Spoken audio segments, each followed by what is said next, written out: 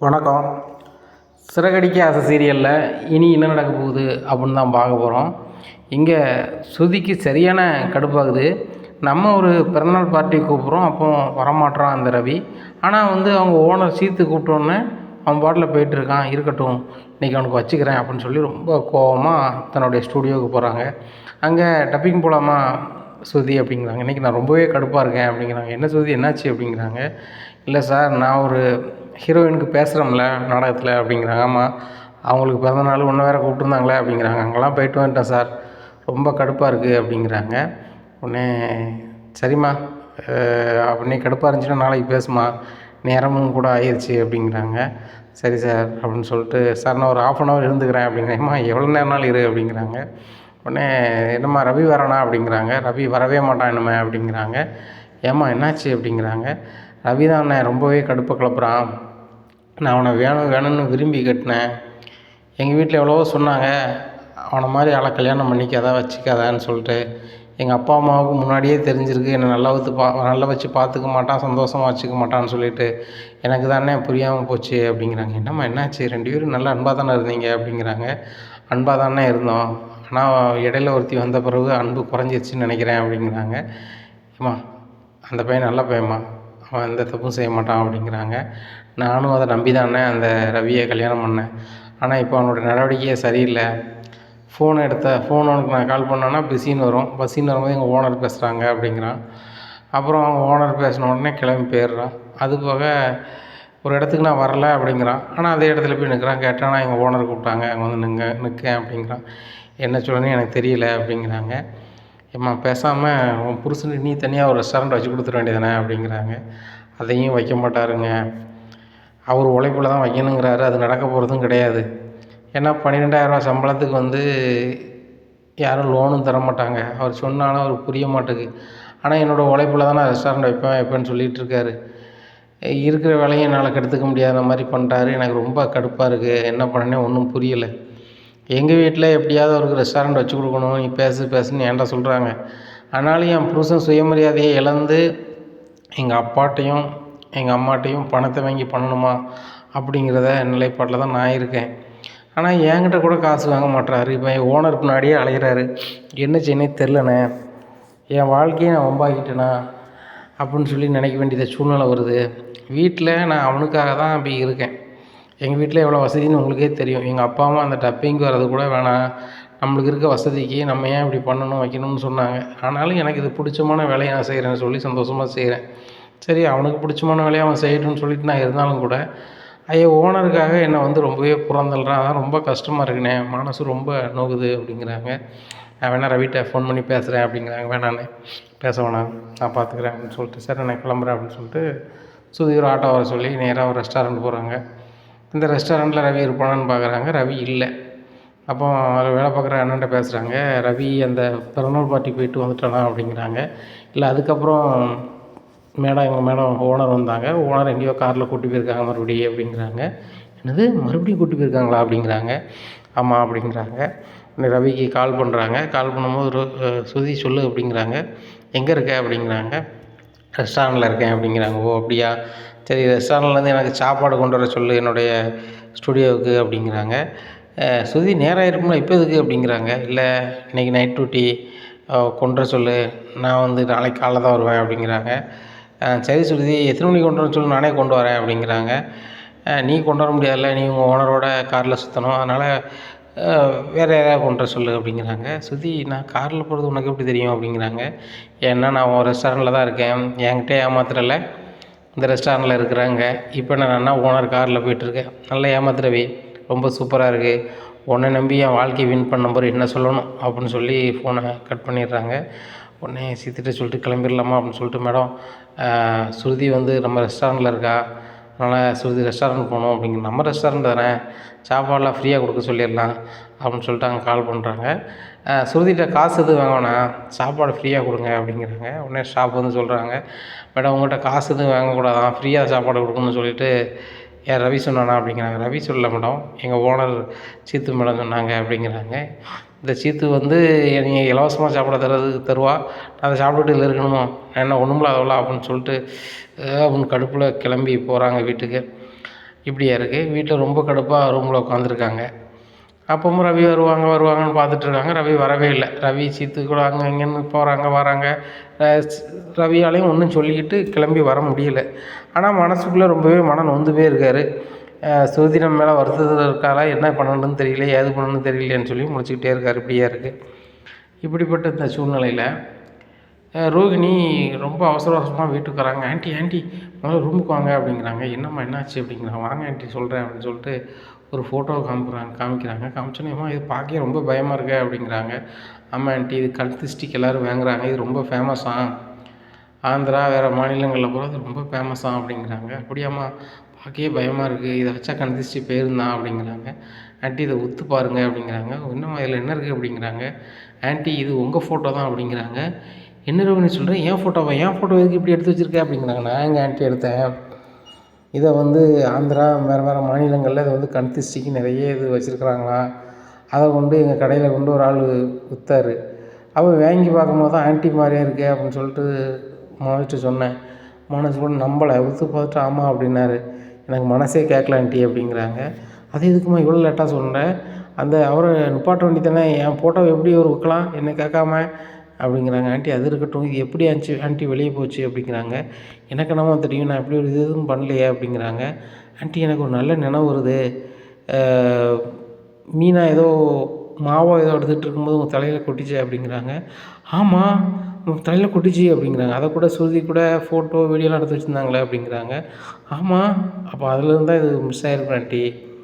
ஏன்னா அவங்க அங்கே சமூக நல ஊடகத்தில் போட்டாங்க, வச்சாங்க, ஆன்லைனில் போட்டாங்கன்னு சொன்னாங்கள்ல, அது நிறைய வைரலாக இருக்குது அப்படி இப்படின்னு சொன்னாங்களே, அதை பார்த்துட்டு சுருதி அம்மா கூட பேசுனாங்களே அப்படிங்கிறாங்க. அப்போ தான் நினைவு வருது, ஓ இந்த பணக்கார பைத்தியம் தான் அப்படி பண்ணியிருக்கா, அவளை சும்மா விட மாட்டேன், அவள் ரூமில் தான் இருக்கா, அவளை என்ன செய்கிறான் பாரு அப்படின்னு சொல்லிட்டு நேராக போகிறாங்க. சுருதி முதல்ல வெளில வா அப்படிங்கிறாங்க.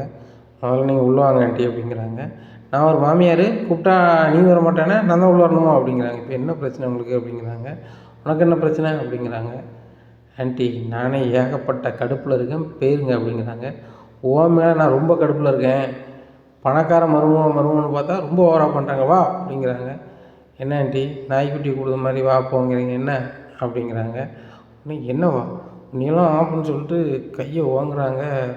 கையை ஓங்கினோன்னே என்ன கையை ஓங்குறீங்க, என்ன மாமியார்னால் பெரிய பருப்பா அப்படின்னு சொல்லிட்டு கையை பிடிச்சி திருக்கி ஒரு தள்ளுதாங்க. மூஞ்சி கூட பொத்துன்னு விழுதாங்க. பார்க்குறாங்க ரோகிணி, விஜயா கீழே கிடக்குறாங்க. சுருதி பயங்கரமான கோபத்தில் இருக்காங்க. உடனே இங்கே பாரு ரோகிணி அப்படின்னு சொல்லிட்டு அப்படின்ட்டு கிடக்காங்க. நானே ரவி மேலே பயங்கர கடுப்பில் இருக்கேன், போயிருங்க ஒழுங்கா அப்படிங்கிறாங்க. ஆண்டி எந்தி ஆண்டி அப்படின்னு சொல்லிட்டு சுற்றி ஏன் இப்படி பண்ணீங்க அப்படிங்கிறாங்க. உங்கள் அத்தை பண்ணது மட்டும் சரியா ரோகிணிங்க பாருங்கள், உங்கள் அளவுக்கு எனக்கு சிங்சா போட தெரியாது, ஆனால் என் வேலையை நான் பார்த்துட்ருக்கேன். நான் ரவி மேலே ரொம்ப கடுப்பாக இருக்கேன், ஓரமாக இருக்கேன். ஆண்டி அவங்க பாட்டில் கை வாங்குறாங்க, கை வாங்கினா பார்த்துட்டு இருக்கணுமா, ஏன் மாமியார்னா பெரிய பருப்பா, அவங்களுக்கு நான் தலையில் 2 கும்பம் முளைச்சிருக்கு அப்படிங்கிறாங்க. இதை கேட்ட விஜயாவுக்கு ஆஹா இவங்கள்ட்டெல்லாம் நம்ம பார்த்து தான் பேசணும் போலையே அப்படின்னு சொல்லி ரோஹிணி நம்ம கிளம்பிடலாம் அப்படின்னு சொல்லிட்டு ஹாலில் போய் உட்காந்துருக்காங்க. ரோஹிணி இதை யார்ட்டையும் சொல்லிடாத, மனோஜிட்டே யார்ட்டையும் சொன்னால் மனசு எல்லோரும் சங்கடப்படும், அதுபோக இந்த முத்துக்கு மீனாவுக்கு இது தெரிஞ்சுட்டா என்னை மதிக்கவே மாட்டாங்க அப்படிங்கிறாங்க. ஆண்டி நீங்கள் இந்த சுருதியை முத்து கூடயும் மீனா கூடயும் பேச மாட்டாங்கன்னு நினச்சி நீங்கள் இது பண்ணிகிட்ருக்கீங்க. ஆனால் அந்த சுருதிக்கு சப்போர்ட் பண்ணது எல்லாமே இந்த முத்தும் மீனாவும் தான், அவங்க இருக்க சப்போர்ட்டில் தான் இது பண்ணுது இப்படி அப்படிங்கிறாங்க. ஆமாம்மா முன்னாடிலாம் அப்படி பண்ண மாட்டா, பணக்காரி தான், ஆனால் கொஞ்சம் அவட்ட திமிரு உண்டு, ஆனால் இந்த அளவுக்கு என்னை கையை முறுக்கி என்னை கீழே தள்ளுறதுலாம் அவட்ட கிடையவே கிடையாது அப்படிங்கிறாங்க. ஆண்டி நீங்கள் அவங்கள ஏன் கை வாங்கினீங்க அப்படிங்கிறாங்க. இல்லைம்மா ரொம்ப கடுப்பாக இருந்துச்சு, சும்மா இருக்க என்னையை ஃபோட்டோ எடுத்து அங்கங்கே அனுப்பியிருக்கா, இதை எல்லோரும் கண் திருஷ்டிக்க வைக்காங்க, எனக்கு எவ்வளோ அசிங்கமாக இருக்கும், 4 பேர் பார்த்தா நீ என்ன சொல்லுவாங்க அப்படிங்கிறாங்க. எனக்கே அசிங்கமாக தான் இருக்கு ஆண்டி, யாரும் பார்த்தாங்கன்னா என்ன ஆகுதுன்னு எனக்கு ஒன்றும் புரியலை. எங்ககிட்ட கொண்டு வரும்போதே கிட்டத்தட்ட ஒரு 50 பேருக்கு விற்றுட்டு தான் கொண்டு தந்து 51ஆவது தான் உங்கள்கிட்ட கொடுக்கன்னு சொன்னார் அப்படிங்கிறாங்க. இதை மாதிரி எத்தனை வியாபாரிமா இருக்காங்க அப்படிங்கிறாங்க. ஒரு 20 வியாபாரி அவரை மாதிரி வியாபாரம் பண்ணுறாங்களா ஆண்டி அப்படிங்கிறாங்க. இந்த சிட்டிக்குள்ளே 20 வியாபாரி இந்த மாதிரி இருக்காங்களா அப்படின்னு சொல்லிட்டு ஐயோ இப்படி நடக்குது அப்படின்னு சொல்லிட்டு இருக்கும்போது அண்ணாமலை வராங்க. என்ன விஷயம் என்னாச்சு அப்படிங்கிறாங்க. எல்லாம் அவங்க சின்ன மருமக தாங்க, மாமியார்னு ஒரு மறுவாதி கிடையாது, என்னை கையை பிடிச்சி முயக்கிட்டா அப்படிங்கிறாங்க. உடனே அண்ணாமலை கேட்குறாங்க, நீ என்ன செஞ்ச அப்படிங்கிறாங்க. ஏங்க அவங்க மருமக கையை பிடிச்சி முறுக்கிட்டா மீனா சொல்லி தான் இப்படிலாம் பண்ணுது, அதெல்லாம் நீங்கள் கேட்க மாட்டீங்களா அப்படிங்கிறாங்க. மீனா வீட்டில் இல்லை, அவங்க ஒரு கல்யாணம் ஆர்டருக்கு டெக்கரேஷன் பண்ண போயிருக்காங்க, என்கிட்ட சொல்லிட்டு தான் போயிருக்காங்க. இப்போ மீனா சொல்லி அந்த பிள்ளை பிரச்சனை பண்ணிச்சுங்க, நீ அந்த பிள்ளை என்ன பிரச்சனை பண்ண அப்படிங்கிறாங்க. உடனே ஏங்க என் மேலே எந்த தப்பும் இல்லை அப்படிங்கிறாங்க. அது சுருதி சொல்லட்டும். சுருதிமா அப்படிங்கிறாங்க. அங்கிள் அப்படிங்கிறாங்க. என்னம்மா என்ன பிரச்சனை, உங்கள் அத்தைக்காரி கையை முறுக்கி விட்டா வச்சுட்டுன்னு சொல்கிறாங்களே, என்ன நடந்துச்சு அப்படிங்கிறாங்க. அங்கிள் நானே ரவி மேலே கடுமையான கோவத்தில் இருந்தேன், என் மேலே கை வாங்கினாங்க, கை வாங்கினா என் கை பார்த்துட்ருக்குமா அங்கிள், இல்லை இவங்க ஏதாவது பண்ணும்போது என் கையை நான் பூவாக பறிச்சுட்ருக்கோம் அங்கிள், அதான் ஒரு காட்டினேன் அப்படிங்கிறாங்க. கரெக்டாக பண்ணம்மா, பொன்னிய மாதிரி மீனா பண்ணியிருந்தானா அன்றைக்கே விஜயா தெரிஞ்சிருப்பான். கரெக்டு தான். சுருதி படம் நினைந்த பிறகு நீ ஏன் கை நீட்டின அப்படிங்கிறாங்க. ஏங்க என் ஃபோட்டோவை எடுத்து எப்படிலாம் பண்ணியிருக்கா பாருங்கள் அப்படின்னு அந்த ஃபோட்டோவை காமிக்காங்க. இதை பார்த்தோன்னா அண்ணாமலை பயப்படுறாங்க, ரொம்பலாம் பயமாக இருக்குது அப்படிங்கிறாங்க. அங்கிள் இது வந்து நிறைய ஸ்டேட்டில் வந்து இதுதான் ஃபேமஸாக போய்கிட்டு இருக்காங்க, கன்சிஸ்டிங் இந்த ஃபோட்டோ தான் வைக்காங்களாம், சுருதி எடுத்த ஃபோட்டோவில் தான் அப்படி போயிருக்குன்னு சொல்லி தான் ஆன்ட்டிக்கு ரொம்பவே கோவம் அப்படிங்கிறாங்க. ஓ இதனால தான் கை நீட்டினீங்களா அப்படிங்கிறாங்க. உடனே ஆமாம் அப்படிங்கிறாங்க விஜயா கடுப்பில். நீங்கள் உண்மையிலே பார்க்கறதுக்கு இந்த மாதிரி தான் இருக்கீங்க, அரைக்கி மாதிரி தான் இருக்கீங்க, மீனாக்கிட்ட நீங்கள் வந்து பேசும்போது போகாமல் அரைக்கி மாதிரி தான் நடக்கிறீங்க, மனிதனே உங்கள் மனசுத்தன்மையில் என்னங்க நடக்கீங்க, ஒன்றுமே கிடையாது ஆண்டி அப்படிங்கிறாங்க. அப்படின்னு சொல்லிவிட்டு அவங்க பாட்டில் ரொம்ப பார்த்து போகிறாங்க. என்னங்க எப்படி பேசிட்டு போகிறா, நீங்கள் பார்த்துட்ருக்கீங்க அப்படிங்கிறாங்க. அந்த பிள்ளை ரொம்ப தெளிவாக கரெக்டாக பேசுது. உண்மை தானே, நீ மீனாட்ட பேசுகிற ஒவ்வொரு நேரமும் இப்படி தான் இருக்க, மீனா மாவு கொட்டினதுனால அதை பார்க்கும்போது ஃபோட்டோ எடுத்துட்டு தான் இப்படி இருக்குதுன்னு நினைக்க வேண்டாம். நீ நினைக்கிற நீ ஒன்று அழகாக இருக்க அப்படி இப்படின்னு சொல்லிட்டு, நீ அழகாக தான் இருக்க, ஆனால் அதே நேரத்தில் அண்ணாமலை பேசிகிட்டு இருக்கும்போதே காலிங் பெல்லை யாரும் அமுக்குறாங்க. உடனே கதவை திறக்கிறாங்க. விஜயா பார்க்க ஒரு 5-6 பேர் வராங்க. வந்துட்டு விஜயா நீ வந்து பயங்கர மாடல் ஆகிட்டு போலையே அப்படின்னுட்டு இருக்காங்க. என்னாச்சு அப்படிங்கிறாங்க. இல்லை கண் திருஷ்டி பொம்மை வந்துச்சு, ஓன் மாடலில் இருந்தோன்னு அப்படி வாங்கிட்டோம், இப்படிலாம் எப்படி உனக்கு மாடலாக கொடுக்கணும்னு தோணுச்சு அப்படிங்கிறாங்க. நானே ரொம்ப கடுப்பில் இருக்கேன் போயிருங்க அப்படிங்கிறாங்க. இல்லை யதார்த்தமாகவே நீங்கள் அப்படி தான் இருப்பீங்க, இந்த ஃபோட்டோவில் ரொம்ப பயங்கரமாக இருக்கீங்க அப்படின்னு சொல்லிட்டு போகிறாங்க. இதை பார்த்தா நம்மளை சரிம்மா போயிட்டு வாங்க அப்படிங்கிறாங்க. எல்லோரும் கிளம்பி போகிறாங்க. அங்கே பாருங்கள், அந்த சுருதி பண்ணதுனால எல்லோரும் என்னை வந்து ரொம்பவே கிண்டல் பண்ணிட்டு போகிறாங்க, ரொம்பவே கடுப்பாக இருக்குது அப்படிங்கிறாங்க. இங்கே பாரு விஜயா, இதெல்லாம் இந்த காலத்தில் ரொம்ப சகஜமான விஷயம், இதை விடு. அது போக நீ மறுமூளை கைவங்கெல்லாம் சரியே கிடையாது. அவள் வந்து கம்மியான கோவத்தில் வந்திருக்கா, அப்படி விட்டுட்டா. இதே இது வேறு மாதிரி கோவத்தில் வந்தோன்னா அவ்வளோதான் அப்படிங்கிறாங்க. என்ன பண்ணிடுவா, நானும் பணக்கார மருமகன்னு பார்த்து செஞ்சேன், ஓவராக பண்ணுறா அப்படிங்கிறாங்க. இங்கே பாரு, மீனாக்கிட்ட நடந்துக்கிற மாதிரிலாம் சுருதிக்கிட்டேயோ ரோகிணிட்டோ நான் இப்படி நடக்க முடியாது, அப்படி நடந்து பாரு. அன்னைக்கு பார்வதி வீட்டில் பணம் எடுத்தது யாருன்னே தெரியாமல் இருக்கும்போது மீனா மேலே அசால்ட்டாக உன்னால் சொல்ல முடிஞ்சிச்சு. மீனா நீ சொல்ல கொட்டை அழுதால தவிர்த்து அத்தை இப்படி சொல்லுதீங்களேன்னு உன்னைய வந்து ஒன்றுமே பேசாமல் ஒரு வாயச்ச ஜீவனாக நின்றுச்சு. இதே இது சுருதியோ ரோகிணியோ நீ சொல்ல முடியுமா? அதை மட்டும் மைண்டில் வச்சுக்கா. சுருதி வந்து பணக்காரியோ ஏழையோ அது 2வது புறம், மீனாக்கிட்ட உள்ள பாய்ச்சா அங்கே பழிக்காது. அதனால் அந்த கை வாங்குது வைக்கலாம் வேலைலாம் வச்சுக்காத. அது பரவிட்டு அந்த வீடியோ அதில் ஃபோட்டோவை எடுத்து போட்டாங்க, சரி உன்னைய வச்சு வியாபாரம் ஆகுதுன்னு நினச்சிக்க வேண்டியதான் அப்படின்னு சொல்லிட்டு அண்ணாமலை ரூம் பார்த்து போகிறாங்க. இங்கே விஜயாவுக்கு ரொம்ப கடுப்பாக இருக்குது. இது என்னம்மா பண்ணுறது, இப்படி பண்ணி என்ன பண்ணுறது அப்படிங்கிறாங்க. ஆண்டி இப்போ ஒன்றுமே பண்ண முடியாது, பெரிய கம்பெனிலேருந்து பண்ணுறாங்க அப்படின்னு சொன்னால் நம்ம இங்கேருந்து ஒரு நோட்டீஸ் அனுப்பலாம், என்னத்தையாவது தடுத்து நிறுத்துங்கன்னு சொல்லலாம், இல்லைனா அதிலேருந்து நம்மகிட்ட பணம் வேணும்னு கேட்கலாம். பணம்லாம் வேணும்னு கேட்கலாமா அப்படிங்க. கேட்கலாம் ஆண்டி, உங்கள் முகத்தை வச்சு தானே வந்து அவங்க விற்பனை பண்ணுறாங்க, அதனால் கேட்கலாம். ஆனால் வந்து இப்போ யார் இதை இப்போ தயார் பண்ணுறா என்ன பண்ண ஒன்றுமே தெரிலல அப்படிங்கிறாங்க. வேணால் ஒன்று பண்ணலாம் ஆண்டி, இதை யாருமே இது பண்ணக்கூடாதுன்னு சொல்லி வேணால் நிப்பாட்டத்துக்கு ஒரு வழி இருக்குது, அதுக்கு வக்கீலை பார்த்தா வக்கீல் செஞ்சு தந்துடுவாங்க. ஆனால் எப்படின்னாலும் ஒரு 50,000லேருந்து 1,00,000 ரூபா வரைக்கும் செலவு வரும் அப்படிங்கிறாங்க. என் ஃபோட்டோவை யாரும் பயன்படுத்தக்கூடாதுன்னு சொல்லுறதுக்கு எனக்கு 1,00,000 ரூபா வரைக்கும் செலவாகுமா அப்படிங்கிறாங்க. ஆமாம் அப்படிங்கிறாங்க. 1,00,000 ரூபாய்க்குன்னா என்கிட்ட இருக்காதாம்மா அப்படிங்கிறாங்க. ஆண்டி விடுங்க, உங்களன்னு குத்து பார்த்தா தானே தெரியும் அப்படிங்கிறாங்க. இல்லைம்மா இதை நிப்பாட்டி ஆகணும், மனோஜ்கிட்ட நான் பேசுகிறேன் அப்படின்னு சொல்லிட்டு மனோஜுக்கு கால் பண்ணுறேன். மனோஜ் எங்கடா இருக்குது அப்படிங்கிறாங்க. வீட்டு வாசலில் தான்மா இருக்கேன் அப்படிங்கிறாங்க. உள்ளே வாடா அப்படிங்கிறாங்க. வந்தோன்னே டேய் என் ஃபோட்டோவை தேவையில்லாமலாம் பயன்படுத்தி கண் திருஷ்டி பொம்மை அப்படி பண்ணி வைக்காங்க, இது சரி கிடையாது அப்படிங்கிறாங்க. ஆமாம்மா எனக்கே ரொம்ப அசிங்கமாக தான் இருக்குது அப்படிங்கிறாங்க. அதை வந்து ரோகிணி சொல்லுற மாதிரி நிப்பாட்டிடலாம், அதுக்கு வந்து வக்கீலை பார்க்கணுமா, வக்கீல் ஒரு 1,00,000 ரூபா வரைக்கும் கேட்பாங்களாம், ஒரு 1,00,000 ரூபா ரெடி பண்ணுடா அப்படிங்கிறாங்க. அது என்னம்மா என்கிட்ட இருக்குது, ரோகிணி நீ ஏன் தேவையில்லாமல் செலவு இழுத்து விடுத அப்படிங்கிறாங்க. இல்லைங்க நான் ஒரு ஐடியா தான் சொன்னேன் அப்படிங்கிறாங்க. டேய் என்னடா ரோகிணிகிட்ட நீ ஏறிட்டுருக்க, நான் சொன்ன 1,00,000 ரெடி பண்ணு அப்படிங்கிறாங்க. 1,00,000 என்கிட்ட இல்லைம்மா அப்படிங்கிறாங்க. என்னடா பெரிய நான் கம்பெனி வச்சுருக்கேன் அப்படி இப்படின்னு சொல்கிறேன் அப்படிங்கிறாங்க. ஏம்மா இன்னுமா தாம்மா வைக்க போகிறேன், பெரிய டீலர்ஷிப் இப்போ தானே எடுத்திருக்கேன், இப்போ ஒரு ஃபர்னிச்சர் கடை வச்சுருக்கேன், சரியாக வியாபாரம் ஆகலை, இப்போ 1,00,000 தானே எப்படிம்மா தர முடியும் அப்படிங்கிறாங்க. அப்பாவுக்கே மாதம் 50,000 கொடுக்கணும், அது போக வீட்டு செலவு கொடுக்கணும், எங்கள் செலவு பார்க்கணும், நான் கார் வச்சுருக்கேன், அதுக்கு டீசல் போடணும், எவ்வளோ செலவு இருக்குமா அப்படிங்கிறாங்க. டேய் காரெல்லாம் என்ன கேட்டால் வாங்கினேன் அப்படிங்கிறாங்க. ஏம்மா அது இருக்கட்டும்மா, இப்போ என்கிட்ட 1,00,000 இல்லை அப்படிங்கிறாங்க. டேய் மனோஜ், இது எப்படியாவது நிப்பாட்டி தான் ஆகணும், இல்லைனா வீடு தோறும் என் பொம்மை இருக்கும், நான் எங்கேயுமே போக முடியாது வர முடியாது, உன்னையும் யாரும் எதையும் பேசுவாங்க, சரி வராடா அப்படின்னு சொல்லிட்டு என்னோடய செயினை கழட்டி தரேன், இதை அடை வச்சிரு அப்படிங்கிறாங்க. ஏம்மா அப்போ 2 செயினாக தாம்மா, எனக்கு ஒரு 1,00,000 தேவைப்படுது ஒரு கதைக்கு அப்படிங்கிறாங்க. டேய் என்னடா அப்படிங்கிறாங்க. ஆமாம்மா பிஸ்னஸுக்கு கொஞ்சம் தேவைப்படுது அப்படிங்கிறாங்க. பாரு மனோஜ், உன் பிஸ்னஸ்லாம் தர முடியாது, அம்மா கதைக்கு வேணால் ஒரு செயின் தரேன் அப்படிங்கிறாங்க. சரி தாம்மா அப்படின்னு சொல்லிட்டு ஒரு செயினை வாங்கிக்கிறாங்க. நாளைக்கு இது பண்ணிடுவோம் அப்படிங்கிற. டே மனோஜ் எனக்கு உடனே ரெடி பண்ணணும் அப்படிங்கிறாங்க. ஆமாம் ஆண்டி உடனே ரெடி பண்ணால் தான் சரி அப்படின்னு சொல்லிட்டு சொல்லும்போது, இப்போ எங்கம்மா வச்சு இது வாங்குறது அடை வைக்கிறது, நேரம் முடிஞ்சு போச்சு, நாளைக்கு வச்சுக்குவோம் அப்படிங்கிறாங்க. சரி ஆண்டி காலையிலே போயிடலாம் அப்படிங்கிறாங்க. காலையிலே விடியுது. விடிஞ்சோடனே ரோகிணி ரூமில் போய் கதவை தட்டுறாங்க. ரோகிணி அப்படிங்கிறாங்க. என்ன ஆண்டி அப்படிங்கிறாங்க. பரப்பிடுங்க நம்ம காலையிலே போவோம் அப்படிங்கிற. ஆண்டி 10 மணி தான் ஆண்டி எல்லா பேங்க் எல்லாமே திறப்பாங்க, அப்புறம் தான் வைக்க முடியும் அப்படிங்கிறாங்க. சரிம்மா வரேன் அப்படின்னு சொல்லிட்டு ஒரு 10 மணிக்கு போகிறாங்க. போய் ஒரு 10:30க்கு அடை வச்சுட்டு வக்கீல் போய் பார்க்காங்க. வக்கீல் வந்து கரெக்டாக 1,00,000 வேணுங்கிறாங்க. அந்த 1,00,000 அப்படியே கொடுக்காங்க. சரிம்மா அவங்க ஃபோட்டோவை யாரும் இது பண்ணாத அளவுக்கு பண்ணிடுவோம் அப்படின்னு சொல்லிட்டு அதை பண்ணுறாங்க, அறிவு கொடுக்காங்க. கொடுத்துட்டு யாரும் பயன்படுத்தக்கூடாது அப்படின்னு சொல்லிட்டு, இதேமாரி பண்ணாங்கன்னா என்ன பண்ணுவோம் அப்படிங்கிறாங்க. அதுக்கப்புறமும் விஜயா வந்து கோயிலுக்கு போயிட்டுருக்காங்க மறுநாள்லேருந்து. அப்பவும் இந்த கந்தசஷ்டி பொம்மைன்னு சொல்லி விற்காங்க. அதுலேயுமே விஜயா ஃபோட்டோ இருக்குது. இதை பார்த்தோன்னா விஜயா வந்து பயங்கரமாக சண்டை போடுறாங்க விற்கிறவர்கிட்ட. எப்படி என்னோடய ஃபோட்டோ விற்கலாம் அப்படிங்கிறாங்க. ஏம்மா நான் மட்டும் இல்லை, இந்த சிட்டிக்குள்ளே 20 பேருக்கு மேலே விற்காங்க, வெளியில் ஏகப்பட்ட பேர் விற்காங்க, கிட்டத்தட்ட பயங்கரமாக பண்ணுதாங்க, நீங்கள் நம்ம எப்படி பேசிகிட்டு இருக்கீங்க, இந்த உருவம் மாதிரி உங்களுக்கு இருக்குது ஆனால் நீங்கள் கிடையாது அப்படிங்க. நான் தான் இது என் ஃபோட்டோவை தான் எடுத்து என் மருமக போட்டு விட்ருக்கா, அது இப்படி ஆயிருக்கு அப்படிங்கிறாங்க.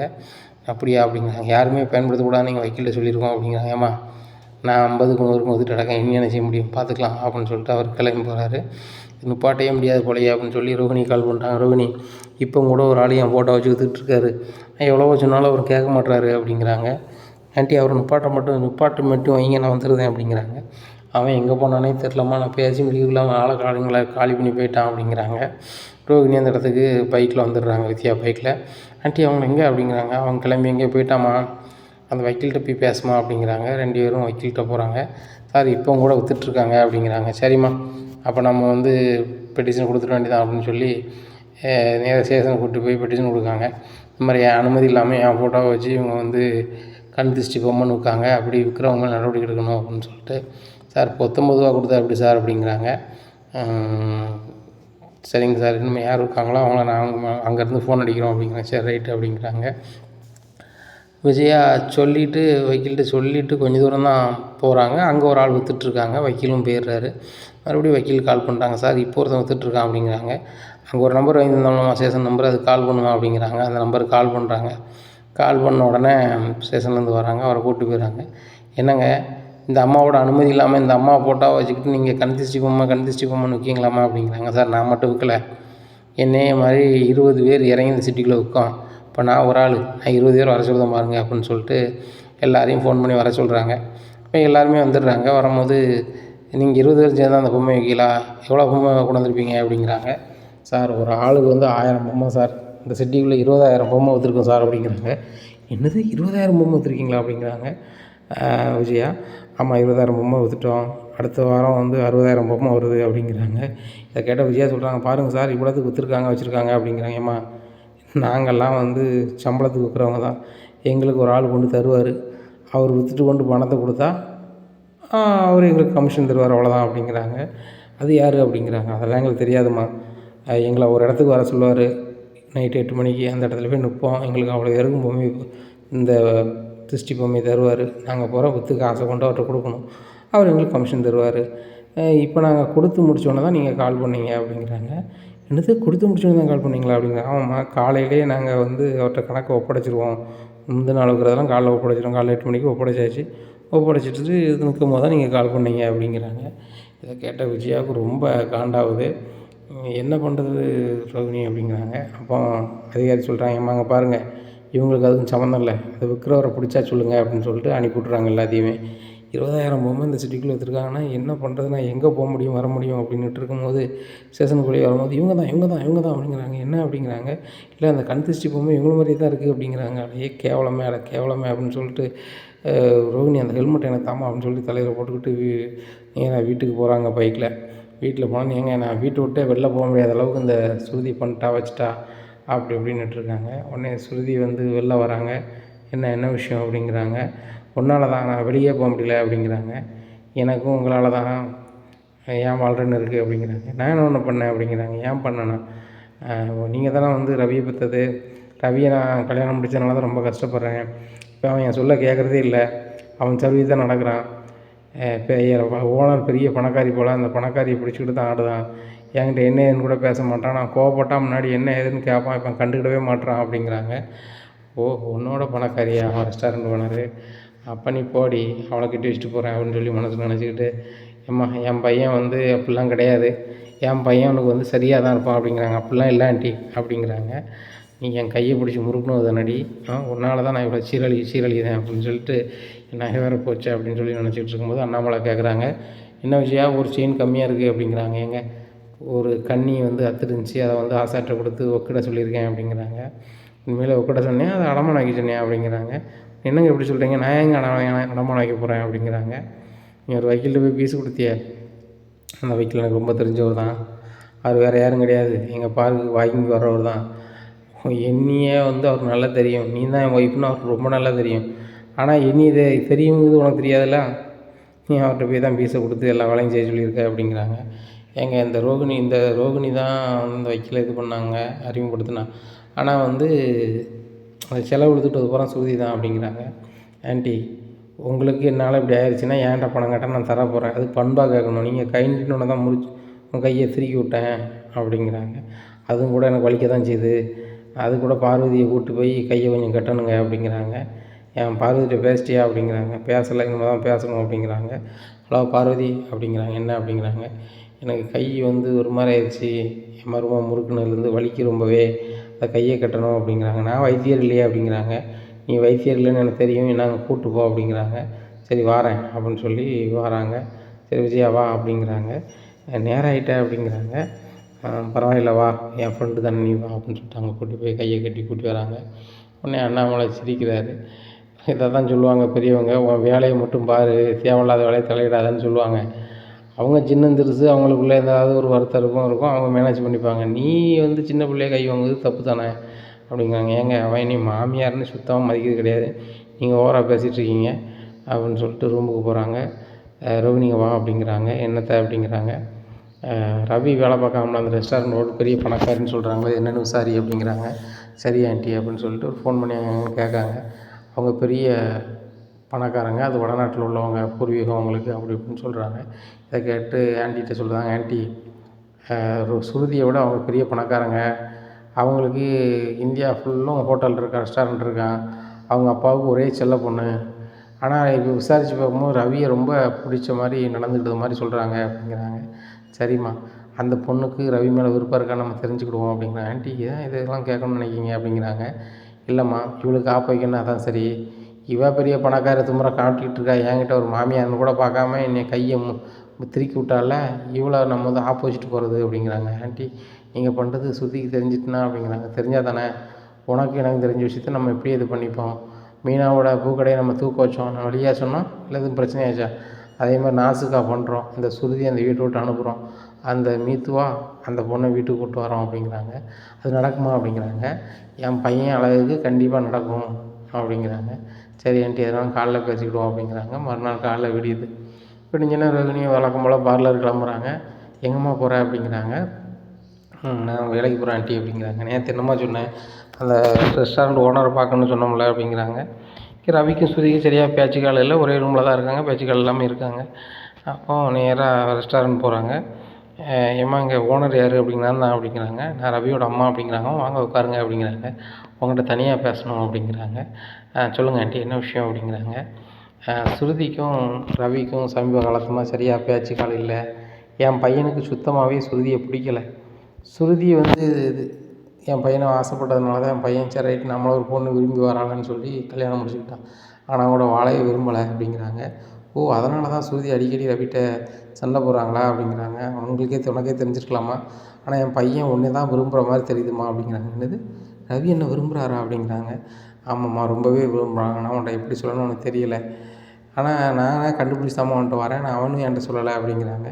அப்படியே ஆண்டி, எனக்கு ரவியை ரொம்ப பிடிக்கும். ரவியை கல்யாணம் மாதிரி ஒரு மாப்பிள்ளையை கட்டணுன்னு தான் நான் ஆசைப்பட்டுட்டே இருந்தேன் சின்ன வயசுலேருந்தே. ஆனால் அவரை பார்க்கும்போது கல்யாணம் ஆகிடக்கூடாதுன்னு நினச்சேன். ஆனால் அவர் கல்யாணம் ஆகிட்டுன்னு தெரிஞ்ச உடனே ரொம்பவே மனசு கஷ்டமாக இருந்துச்சு.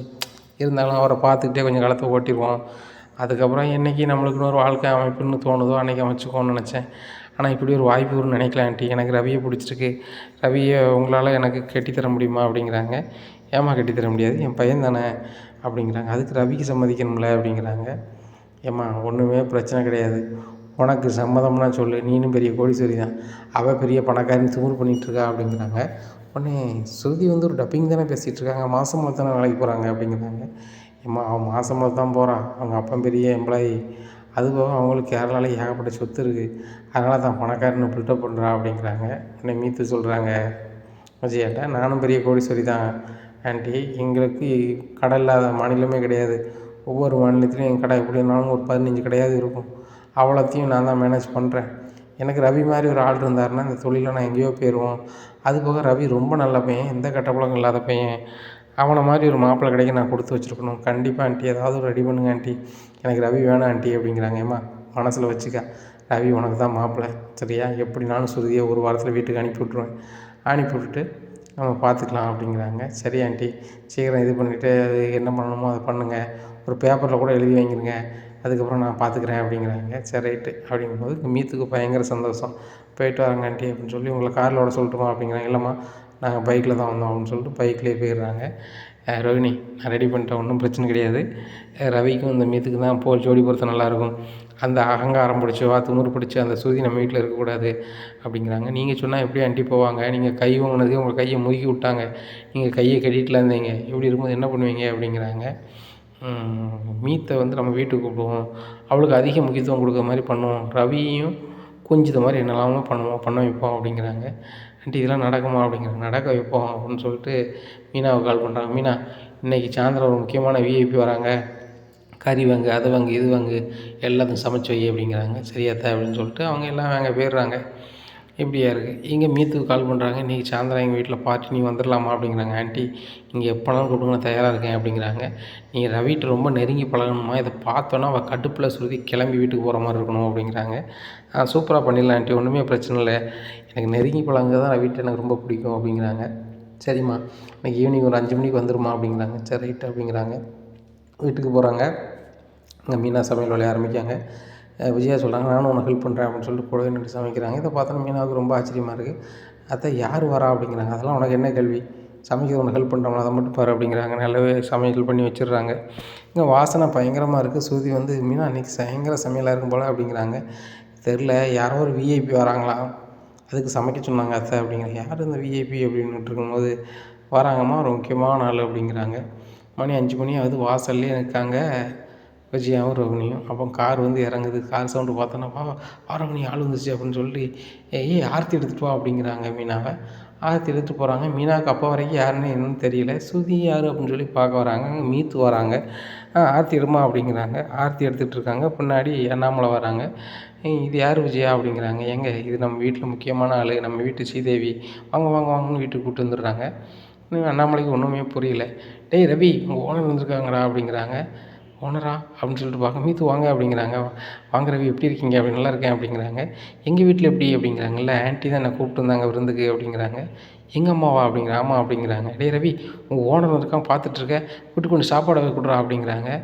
வாங்க சரி, வாங்க சீத்து அப்படின்னு சொல்லி, மீத்து அப்படின்னு சொல்லி சாப்பாடெல்லாம் பரிமாறுறாங்க. இதை பார்த்த ஸ்ருதிக்கு ரொம்பவே கடுப்பாக இருக்குது. ஆண்டி, நீங்கள் எதுக்கு அந்த மீத்துவை கூப்பிட்டு வந்திருக்கீங்க வீட்டுக்கு அப்படிங்கிறாங்க. ஏம்மா, அது ரவியோட ஓனரு, பார்த்தேன், வீட்டுக்கு வாங்கன்னு சொன்னேன் அப்படிங்கிறாங்க. வாங்கன்னு சொல்கிறது சரி தான், அவங்களுக்கு எதுக்கு மீனாட்ட சொல்லி விருந்து ஏற்பாடு பண்ணீங்க அப்படிங்கிறாங்க. ஏம்மா, இனிமேல் வந்து மீத்து வந்து நம்ம வீட்டு பிள்ளைம்மா அப்படிங்கிறாங்க. நம்ம வீட்டு பிள்ளையா? அப்போ நான் யார் ஆண்டி? எனக்கு பிடிக்காத அவங்கள எதுக்கு கூப்பிட்டு வரீங்க அப்படிங்கிறாங்க. ரவியோட ஓனரை நம்ம கூப்பிட மாட்டோன்னு சொல்ல முடியாதுல்ல அப்படிங்கிறாங்க. ரவி நாளையிலேருந்து அங்கே வேலை பார்க்க மாட்டான். ரவி என்ன பண்ணிகிட்ருக்க அப்படிங்கிறாங்க. ஓனருக்கு சாப்பாடு வச்சிட்ருக்கேன் அப்படிங்கிறாங்க. இன்னும் வைக்கிறது தேவையில்லை, இவங்ககிட்ட கடையில் நீ வேலை பார்க்க அவசியம் இல்லை அப்படிங்கிறாங்க. அதை நீ சொல்லாத, யார்கிட்ட வேலை பார்க்கணும் பார்க்கக்கூடாது நான் சொல்லணும், நீ சொல்ல நான் கேட்க முடியாது அப்படிங்கிற. ரவி நீ கேட்பே கேட்க மாட்டியா அப்படின்னு. கேட்க மாட்டேன் அப்படிங்கிறாங்க. அப்புறம் ரவி நான் உங்களோட வாழ மாட்டேன் அப்படின்னு சொல்லிட்டு ரொம்ப கோபமாக சுதி தன்னுடைய பொட்டி படிகள்லாம் எடுத்துகிட்டு வீட்டு விட்டு கிளம்பி போகிறாங்க. இங்கே விஜயா சிரிக்கிறாங்க. இதுக்கு தானாடி நான் பிளானே பண்ணினேன் அப்படின்னு சொல்லி மீத்துவை பார்த்து சிரிக்கிறாங்க. மீத்துவும் விஜயாவை பார்த்து சிரிக்கிறாங்க. இனி என்ன நடக்கும் இந்த விஜயா வீட்டில் அப்படிங்கிறத பொறுத்திருந்து பார்க்கலாம். நம்ம சேனலை நீங்கள் மறக்காமல் லைக் அண்ட் சப்ஸ்கிரைப் பண்ணுங்கள். நன்றி, வணக்கம்.